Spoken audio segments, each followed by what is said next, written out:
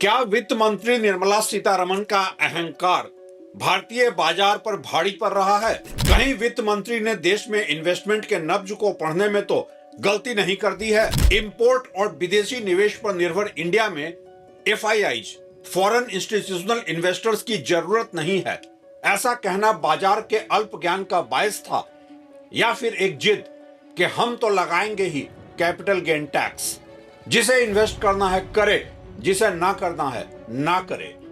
और हो ही गया इंडिया का स्टॉक मार्केट बस डोमेस्टिक इन्वेस्टर डिपेंडेंट।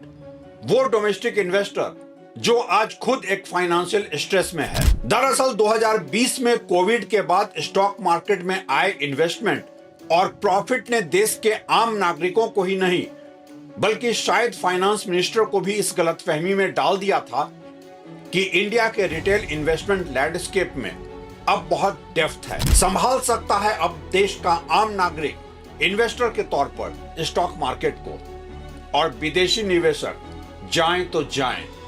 लेकिन 2025 एक रियलिटी चेक का साल रहा, और अगर एफआईआईज इंडिया के स्टॉक मार्केट को लगातार छोड़कर जाते रहे क्योंकि इंडिया का पोस्ट टैक्स रिटर्न और करेंसी डिवैल्यूएशन उनके इन्वेस्टमेंट पोर्टफोलियो के लिए सही नहीं था। ज्यादातर ही फॉरेन इन्वेस्टर्स इमर्जिंग मार्केट के तौर पर इंडिया छोड़कर जाने लगे चाइना की तरफ, जो उन्हें ज्यादा टैक्स एफिशिएंट लगा। अगर फॉरेन इन्वेस्टर्स का देश में बिकवाली का यही ट्रेंड रहा तो 2026 एक स्टॉक मार्केट शॉक का ईयर बन सकता है इंडिया के लिए। क्या वित्त मंत्री 2026 बजट में अपनी गलती को सुधारते हुए एफआईआईज के लिए इंडियन मार्केट को अट्रैक्टिव बनाने वाले कोई स्टेप लेंगी? कैपिटल गेन टैक्स को कम किया जाएगा और मार्केट के रिटर्न को अट्रैक्टिव बनाने के लिए कुछ स्टेप्स लिए जाएंगे, या फिर इंडिया के स्टॉक मार्केट का अट्रैक्शन लगातार कम होता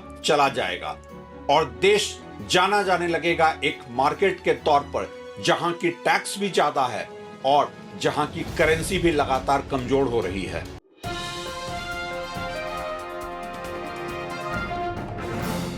नमस्कार, आप देख रहे हैं ट्रैक टू रियलिटी और मेरा नाम है रवि सिन्हा।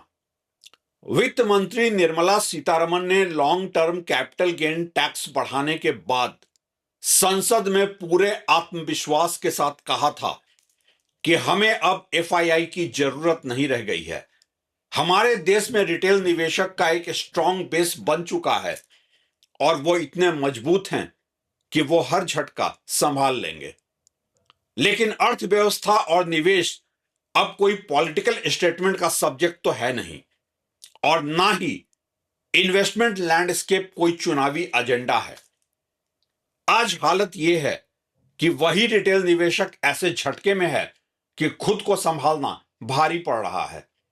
2025 में बहुत सारे ही रिटेल इन्वेस्टर्स या तो बाजार से निकल चुके हैं या बड़े नुकसान में हैं। पिछले साल छोटे निवेशकों ने करीब 8,000 करोड़ रुपए की शुद्ध बिकवाली की। जो लोग 2020 के बाद से लगातार खरीद रहे थे वही लोग अब पीछे हट गए। कोरोना के समय गांव कस्बे तक शेयर बाजार का चस्का लग गया था। मोबाइल में जीरोधा, एंजल वन, ग्रो जैसे ऐप आए और लगा कि अब तो पैसा बनाना बच्चों का खेल है। चाय की दुकान से लेकर खेत खलिहान तक शेयर मार्केट की चर्चा होने लगी।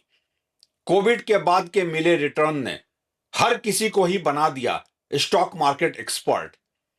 पिछले 5 साल में छोटे निवेशकों ने 5 लाख करोड़ से ज्यादा रुपए बाजार में झोंक दिए।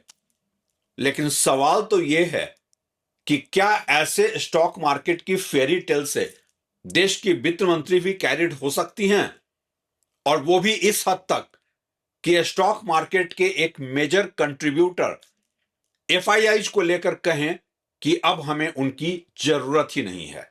इसलिए इस बात से कोई आश्चर्य भी नहीं होता है कि ऐसे ही स्टॉक मार्केट की फैंटेसी के बीच 2025 में पूरी कहानी पलट गई। बाजार नीचे आया तो हिम्मत जवाब दे गई। लार्ज कैप और मिड कैप में रिटर्न सिंगल डिजिट में सिमट गया। स्मॉल कैप में तो कई लोगों का पैसा डूबने लगा।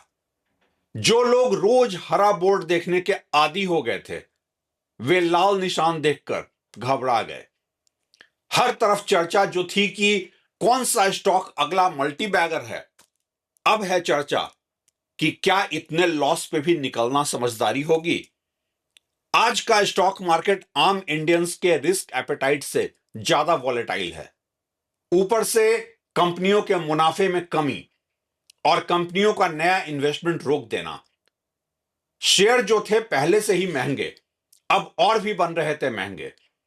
अमेरिका की ट्रेड डील का लटका हुआ मामला एक अलग ही चुनौती है और हर तरफ ही है एक आर्थिक अनिश्चितता।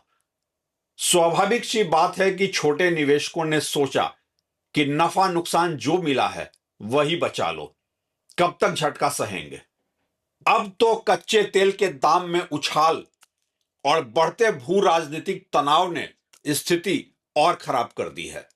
शायद फाइनेंस मिनिस्टर यह भूल रही थी कि शेयर बाजार में खेल एक अकेले डीआईआई का कभी था ही नहीं, बल्कि यह खेल है 3 खिलाड़ियों का। विदेशी निवेशक, म्यूचुअल फंड जैसे घरेलू संस्थागत निवेशक, डोमेस्टिक इंस्टीट्यूशनल इन्वेस्टर्स और रिटेल इन्वेस्टर यानी कि हम और आप जैसे आम लोग। विदेशी निवेशक अब स्टॉक मार्केट से मुंह मोड़ चुके हैं और 2025 में लगभग 2 लाख करोड़ इंडियन मार्केट से निकाल चुके हैं। इसका असर इंडियन स्टॉक मार्केट पर ऐसा पड़ा है कि डरा हुआ रिटेल इन्वेस्टर अब खुद बाहर निकल रहा है, चाहे नुकसान ही क्यों ना हो। बस म्यूचुअल फंड टिके हैं और वो भी एसआईपी के सहारे।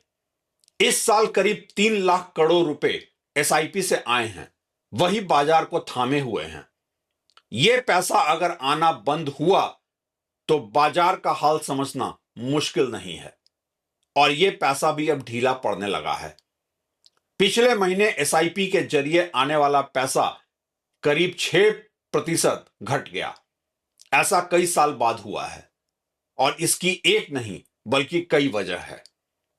शेयर बाजार से उठता विश्वास, घटते रोजगार और आम लोगों के बीच जीवन यापन का संकट अगले साल के लिए ब्रोकरेज हाउस निफ्टी को 28,000 से 29,000 के बीच जाते देख रहे हैं।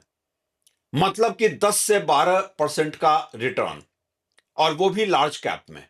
स्मॉल कैप से भरोसा उठ चुका है। अब फॉरेन इन्वेस्टर्स के लिए इंडियन मार्केट में ऐसा रिटर्न कहीं से भी अट्रैक्टिव नहीं है, और वो इसलिए कि इंडियन करेंसी का डीवैल्यूएशन ही कोई 5-7% हो रहा है। ऊपर से कैपिटल गेन टैक्स अलग से। क्यों लगाए कोई अपना पैसा ऐसे हाई रिस्क इकोनॉमी में? और जब विदेशी इन्वेस्टर्स आएंगे नहीं, मार्केट रिटर्न देगा नहीं, तो फिर इंडिया का आम नागरिक तो ऐसे भी फितरत से ही रिस्क एवर्स है।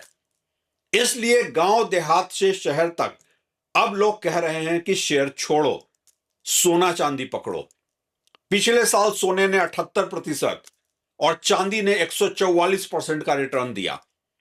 2026 में भी दाम ऊपर जाने की उम्मीद है, लेकिन रफ्तार धीमी रह सकती है। वैसे सारे ही एनालिस्ट इतना मान रहे हैं कि 2026 का साल मेटल का ही साल है और गोल्ड सिल्वर का रिटर्न किसी भी दूसरे इन्वेस्टमेंट प्रोडक्ट से ज्यादा ही होगा। यह भी इंडियन स्टॉक मार्केट और ओवरऑल इंडिया के कॉर्पोरेट सेक्टर के लिए कोई अच्छी खबर नहीं है। जिस रिटेल निवेशक को बाजार की ताकत बताया गया था, वही आज मोहभंग का शिकार है। भरोसा टूटा है, जेब जली है और अब लोग फिर से वही पुरानी समझ पर लौट रहे हैं। पहले सोना और चांदी, फिर खरीदो जमीन और शेयर बाद में अगर सरप्लस पैसे हों तो ही। लेकिन शायद वित्त मंत्री निर्मला सीतारमण की आंख अब भी नहीं खुली है। उनका अहंकार अब भी जस का तस है। अगर बजट 2026 में सरकार ने long term capital gain tax नहीं घटाया तो विदेशी और रिटेल निवेशकों का बाजार में लौटना मुश्किल ही रहेगा। और ऐसा भी नहीं है कि शेयर मार्केट से कैपिटल गेन टैक्स हटाने का फायदा सिर्फ फॉरेन इन्वेस्टर्स को ही मिलना है। उल्टा इसका असर तो डीआईआईज पर भी पड़ेगा, रिटेल इन्वेस्टर्स पर भी पड़ेगा और कंपनीज का भी ग्रोथ होगा। ये ओवरऑल इंडियन इकोनॉमी के लिए भी बेहतर होगा। इकोनॉमिक्स का कन्वेंशनल विजडम भी यही सिखाता है कि ज्यादा हैवी टैक्स तो टैक्स पेयर्स के बेस को ही कम कर देता है। सबसे बड़ा सवाल तो यह है कि क्या वित्त मंत्री अपनी गलतियों से कुछ सीखने को भी तैयार हैं? क्या हम अपने स्टॉक मार्केट को चाइना से ज्यादा अट्रैक्टिव बनाना चाहते हैं, या फिर हम टैक्स टेरर का एक ऐसा इकोसिस्टम बनाकर रखेंगे कि फॉरेन इन्वेस्टर्स हमारे मार्केट से दूर ही रहें? इसका जवाब तो वित्त मंत्री ही दे सकती हैं, और 1 फरवरी का बजट है मौका देने का जवाब। इंतजार रहेगा हर किसी को इस जवाब का, क्योंकि यह मामला जुड़ा है आपके इन्वेस्टमेंट से। नजर रहेगी हम सब की कैपिटल गेन टैक्स को लेकर वित्त मंत्री पर एक साथ, और इस चैनल पर आपके साथ के लिए आपका शुक्रिया।